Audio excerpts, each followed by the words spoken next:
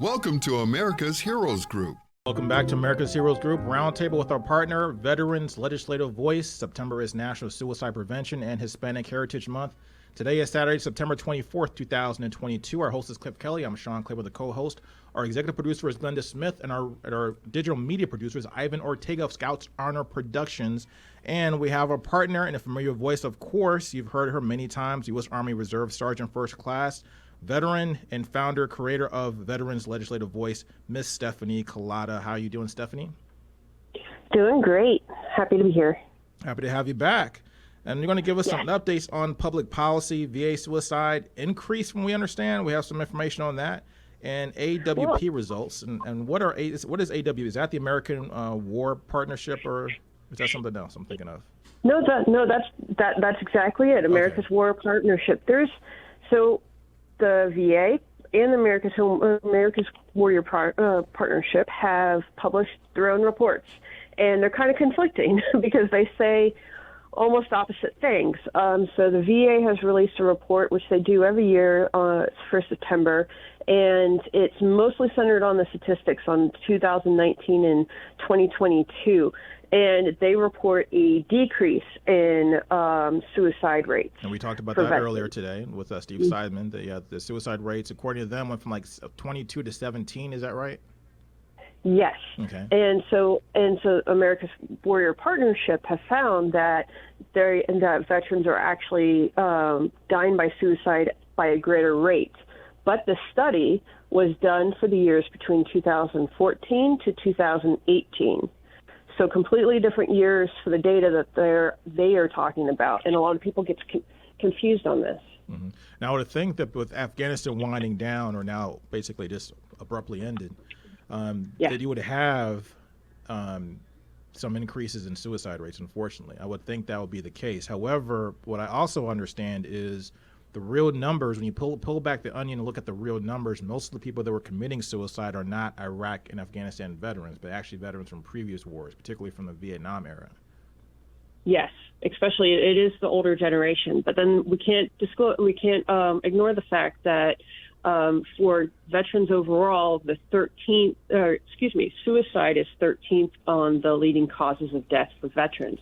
But if you're looking at an age group just between, now I'm trying to find it. If you're looking among veterans under the age of 45, suicide is the second leading cause of death.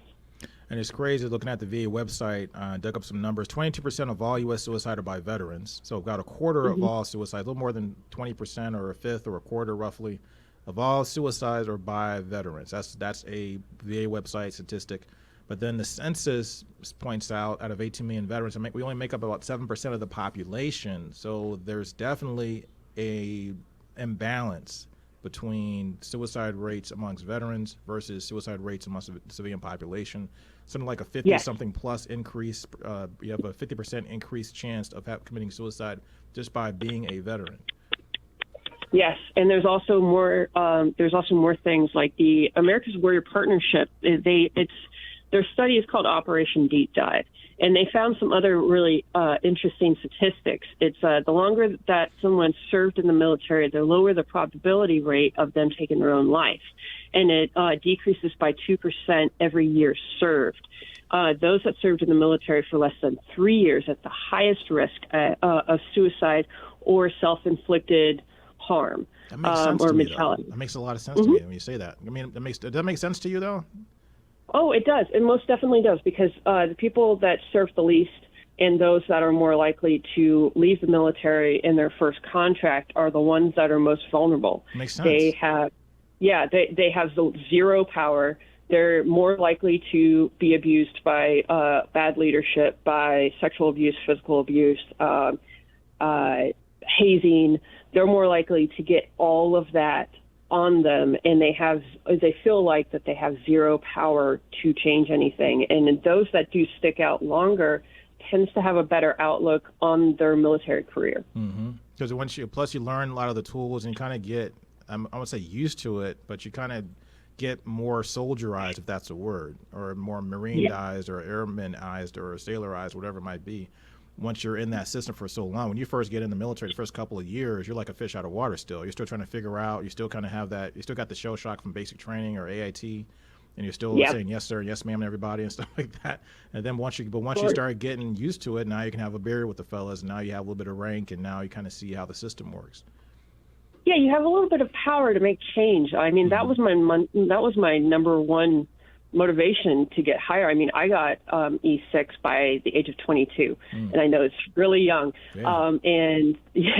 So when having that motivation so you can make some changes and actually do some work and actually help people lower than you tend to have a better mentality about life and your service. There's another statistic that they found. It says receiving a demotion during military service increases the service member's odds of dying by suicide by 56%. Wow. Yeah, which is really crazy because, which also makes sense because those that are more likely to actually be demoted and to have bad conduct and judicial actions against them are more likely reacting from a mental health condition, a triggering traumatic event that happened. And that's also very common for criminals nowadays. A lot of times the way that they act and the way that they do things is because they've had trauma in their lives. Yeah, now, so that's a weird statistic to me because I wonder, my first question is it because of what happened that got them demoted that makes them want to commit suicide or more likely to commit suicide, or is it the identity that you have this rank or have this prestige or have this position and now you're losing that? To me, I would think it'd be more the former than the latter. It's a bit of a chicken and the egg concept. It's also that with your mental health condition, it's so bad for you to act out in those ways, and then you go through a demotion rather than treatment and help. That would also be a very traumatic thing to go on top of all of that because you feel like the world's against you. Wow. Yeah. So it's pretty scary. And the thing is that with the America's Warrior Partnership, that is very important to recognize with them is that they found a lot of differences and a lot of mistakes possibly happening because when a veteran dies by suicide, and it's not like within the VA's care, within their purview, they are less likely to actually be identified as a veteran. And so they miss those that die by suicide veterans by 20%, but then they also could be identifying them as veterans with a 5% mistake probability. So there's about 20% there that, that we could have more people, more veterans dying by suicide that we're not aware of. The thing is that their study stops at 2018 and towards the VA statistics in their reporting, 2018 was the peak. And then it started dropping off. So I really can't wait until they come out with more statistics. But the president of the America's Warrior Partnership is actually supposed to be a witness for the hearing that's happening next week for the House of Veterans Affairs Committee. So it looks like to me we need more nonpartisan, independent study, independent research, third parties that are not involved with the VA system or the military system. They're not that are apolitical, that are hired to do more research, maybe university studies or something along these lines, really get to the real numbers. Because most veterans listen to this broadcast. Most veterans around the world hearing what we're talking about are going to say, of course, the VA is going to show the numbers going down because this has been a big issue for the last 10, 15 years. We just, in the last, 20 years, just recognized the term PTSD. I mean, the Vietnam vets didn't get that benefit of all the things that were combat fatigue. Exactly. So, all these things that, that are now being and coming into the jargon or lexicon today of what we're talking about didn't really exist for the people that really needed it, needed the most, because those are the ones that are committing the suicides. So once again, the veterans are mostly from. My first thought was, when I first heard this, when I came out of the military, I'm like, why is everybody committing? What's going on with these vets committing suicide? And I heard the 22 a day. My first thought was, it's the guys from Iraq and Afghanistan. It's the new generation. But the reality is, it's the guys from Vietnam, the guys from those older wars. It's also that those that have deployed, they are more likely to have service-connected conditions to then they can get care with the VA. So, and the VA has found that there is actually those veterans that actually get help through the VA and get a mental health condition diagnosed and treated for, they're less likely to die by suicide. I'm trying to find the actual research where I'm reading it. And then 42% of the recent veterans that used the healthcare system died by suicide in 2028. They did not have a documented mental health condition. Once again, going back to screening, I mean, I think we talked about this before. I think screening is critical when people coming into the military, because mental health is something that we, I think, as a society, are just now waking up to. Yes. We're just now getting to the point where we're understanding that just like you take care of your knees, you got to take care of your feet, you got to take care of your teeth, you got to take care of your eyes, you got to brush your hair, you do all these things to take care of your body, you got to exercise, eat right. Your brain is an organ that needs attention as well. We just take it for granted. Yes, and it's so important. And I know Glenda's going to she's going to want me to say this, and it's still true that women, veteran women, are twice as likely to die by suicide than the civilian population.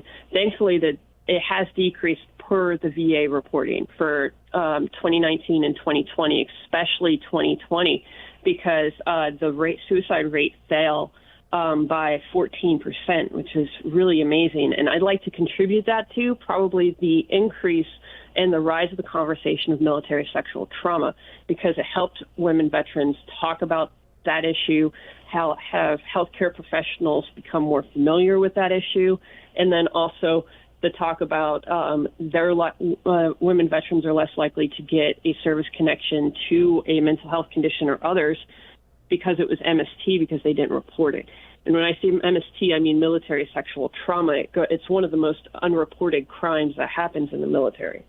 Now, because you're a woman, you're a woman veteran, and you are also an NCO, I want to ask you this question, because I think you're the most qualified and to give us a really good analysis as to what the argument is pro and against, because this kind of trickles into other areas as well. We talk about mental health, and we talk about the myth that women are mentally or emotionally not tough enough to deal with military life. How do you address that? How do you respond to that notion? And then also, how do you compare that with the higher rates of suicide in women who are veterans? Oh man, yeah. And I used to be a sexual assault response coordinator as well for an Army Reserve Brigade. So the thing is that I say it's BS. I can't use any better words for it, but BS, that women can't handle mental health things as great as others, as men, and handle multiple things at multiple times, mostly because women control themselves when they're being catcalled, when men are trying to get something out of them, when they're treated like crap by men with mansplaining,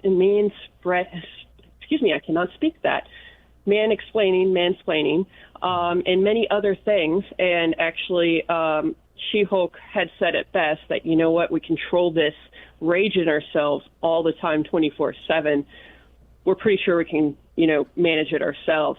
One of the things that it was really interesting in my military career was that I became a battle captain. If some people don't know what that is that you're sitting in a big operations office, staring at a theater of operations on a screen, and you're managing the logistics and everything that's going on. I've seen infantry, combat arms, NCOs, and officers crumble in those type of environments, sitting in that operations room. But I had kicked their butts with it when I did it. And I'm not combat whatsoever. I did transportation and ammunition and ordnance.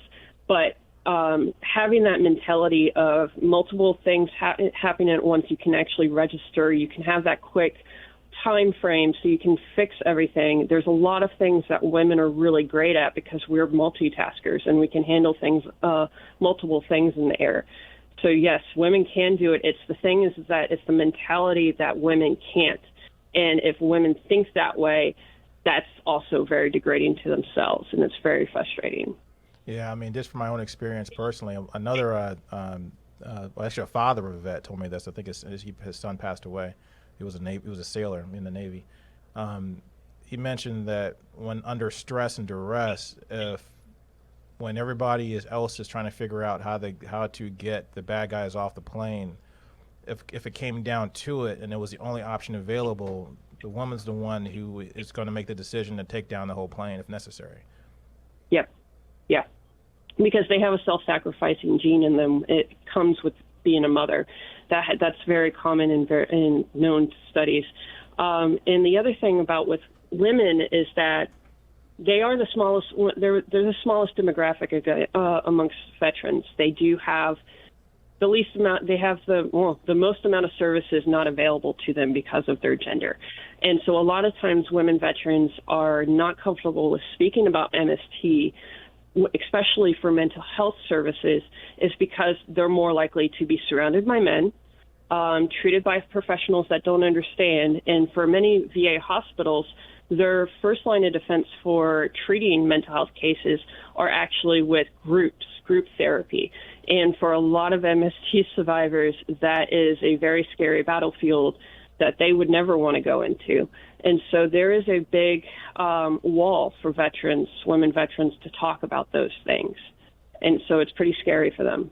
So what's the conversation around now with multiple tours? Because now we have an all-volunteer military for the most part, although, I mean, it's not out of the question in our Constitution and our Congress that we might have a draft if the conflict were to arise, such a conflict were to arise.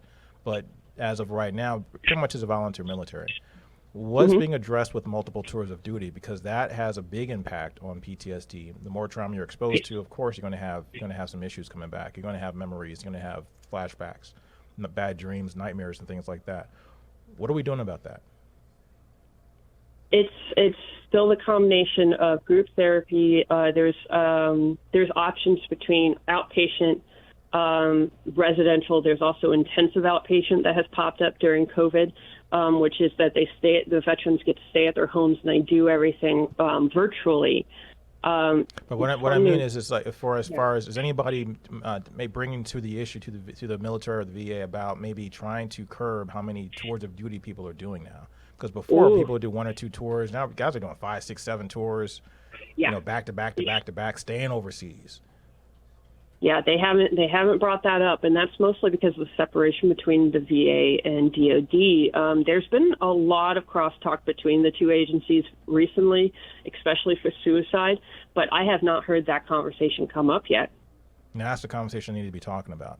And then you mentioned also too about COVID.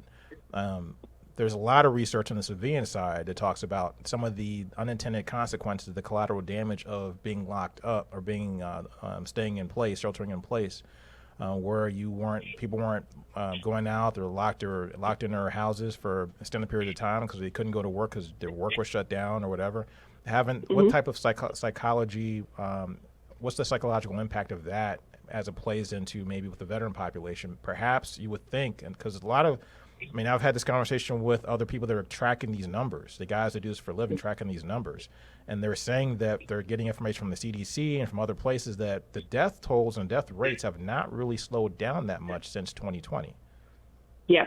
And honestly, the thing is that this VA report actually did a study from the beginning of, late March, and they didn't find any increases on the VA site-documented suicides, on campus suicides, and then their emergency department visits for suicide attempts.